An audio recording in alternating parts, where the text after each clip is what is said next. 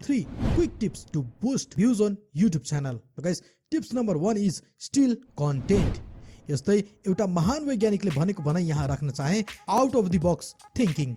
यदि तपाई लाइफमा सफल हुन चाहनुहुन्छ भने पक्कै पनि तपाईले केही युनिक गर्नुपर्ने हुन्छ, जुन कि सबैले गरेको भन्दा अलिकति फरक होस्। अब यो सुन्न र भन्नमा त एकदमै सही हो, तर यसलाई युट्युबमा कसरी लागू गर्ने त?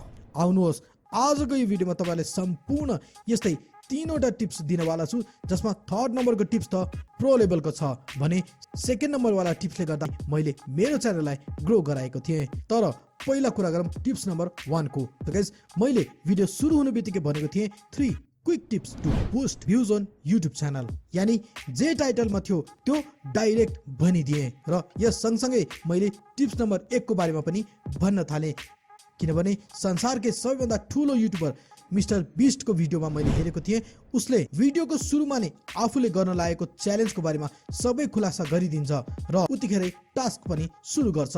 त्यसैले पनि तपाई आफूले बनाउने भिडियोमा टाइटल र थम्बनेलमा भएको कुरालाई सुरुमा नै रिभिल गर्नु पर्ने हुन्छ। यताउताको कुरा गर्नुभन्दा भिडियो क्लिक गरेर आउने अडियन्सलाई आजको भिडियोमा के हुनवाला छ त सम्पूर्ण कुराको सुरुमै रिभिल गराएको राम्रो हो, जसले गर्दा तपाईको अडियन्स केही हदसम्म सेटिस्फाई हुन्छ।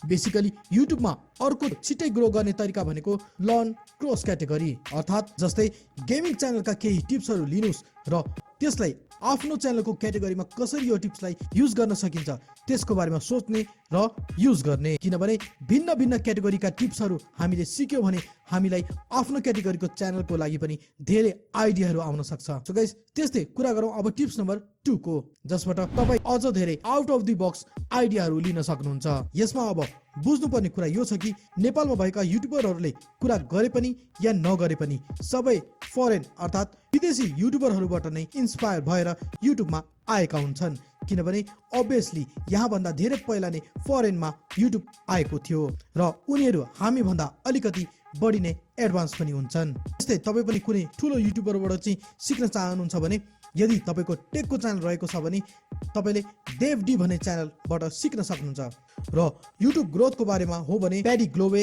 च्यानल मेकर यी फरेन च्यानलहरूबाट पनि सिक्न सक्नुहुन्छ। नेपाल भित्र भन्दा बाहिरबाट नलेज गेन गर्दा ग्लोबली तपाईको च्यानल पनि ग्रोथ हुने सम्भावना पक्का हुन्छ। अब कुरा गरौँ प्रो टिप्सको, जसले गर्दा तपाईको भ्युज बढ्नबाट कसैले पनि रोक्न सक्दैन। मानौ कुनै एउटा भिडियोमा तपाईले पर्टिकुलर एउटा व्यक्तिको बारेमा कुरा गर्दै हुनुहुन्छ या त थम्बनेलमा उसको पिक राख्नु भएको छ भने अब यसलाई चेन्ज गरेर त्यो पर्सनलाई या त्यो चिजलाई यदि कुनै अरू चिजसँग या अरू कुनै पर्सनसँग तुलना गर्नुभयो भने तपाईको भिडियो भाइरल हुने सम्भावना 200% बढ्न जान्छ। किनभने यहाँ एकअर्कासँग तुलना गरेको भिडियोहरू मानिसहरू हेर्न एकदमै धेरै रुचाउँछन्।